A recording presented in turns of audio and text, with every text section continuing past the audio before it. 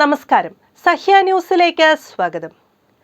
കോവളത്തിന്റെ അടക്കം മുഖച്ഛായ മാറ്റുന്ന പദ്ധതികൾ ഉണ്ടെന്നും അതിന് സംസ്ഥാനം തടസ്സം നിൽക്കാതിരുന്നാൽ മതിയെന്നും കേന്ദ്രമന്ത്രി സുരേഷ് ഗോപി. പിന്തുണച്ചില്ലെങ്കിലും വേണ്ടില്ല, എതിർവാദങ്ങൾ ഉന്നയിച്ച പദ്ധതികൾ നശിപ്പിക്കരുതെന്നും അദ്ദേഹം അഭ്യർത്ഥിച്ചു. തെരഞ്ഞെടുപ്പ് സമയത്ത് പ്രധാനമന്ത്രി നരേന്ദ്രമോദി തന്റെ തോളിൽ തട്ടിപ്പറഞ്ഞ രഹസ്യവും സുരേഷ് ഗോപി വെളിപ്പെടുത്തി. വൈലോപ്പിള്ളി സംസ്കൃത ഭവനിൽ തിരുവനന്തപുരം ഫിലിം ഫ്രട്ടേണിറ്റി സംഘടിപ്പിച്ച അനുമോദന സദസ്സിൽ പങ്കെടുത്ത് സംസാരിക്കുകയായിരുന്നു അദ്ദേഹം. കോവളം നമ്മൾ ഉപയോഗിച്ചു കഴിഞ്ഞു, ഇനി ഒന്നുമില്ല തരാൻ എന്ന് വിചാരിക്കരുത്. ഒന്ന് മിനുക്കിയെടുത്ത പുതിയ കോവളം എന്ന് പറയാൻ കഴിയുന്ന തരത്തിലേക്ക് മാറ്റുന്ന പദ്ധതിയുണ്ട്. സംസ്ഥാനം ഒന്നും സഹകരിച്ചാൽ മതി.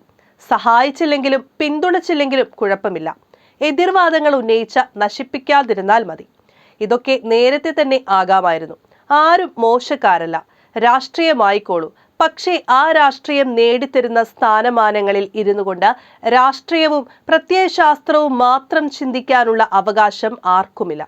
പെട്രോളിയം ആയാലും ടൂറിസം ആയാലും ജനഹിതപരമായ കാര്യങ്ങൾ ചെയ്യാൻ സാധിക്കും എന്നാണ് ഞാൻ പഠിച്ചതിൽ നിന്നും മനസ്സിലാക്കിയത്.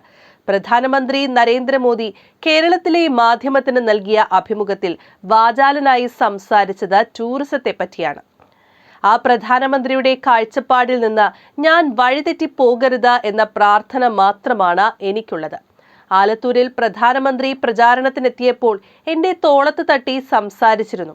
എല്ലാവരും എന്താണ് പറഞ്ഞത് എന്ന് ചോദിച്ചു. പക്ഷേ ആ സമയത്ത് അത് പറയാൻ എനിക്ക് അനുവാദം ഉണ്ടായിരുന്നില്ല. ഇപ്പോൾ പറയാം. നിങ്ങൾ പാർലമെന്റിലേക്ക് വരാൻ പോകുന്നു. എനിക്ക് ഉറപ്പാണ് നിങ്ങൾ വരും എന്നാണ് പ്രധാനമന്ത്രി എന്നോട് പറഞ്ഞത്.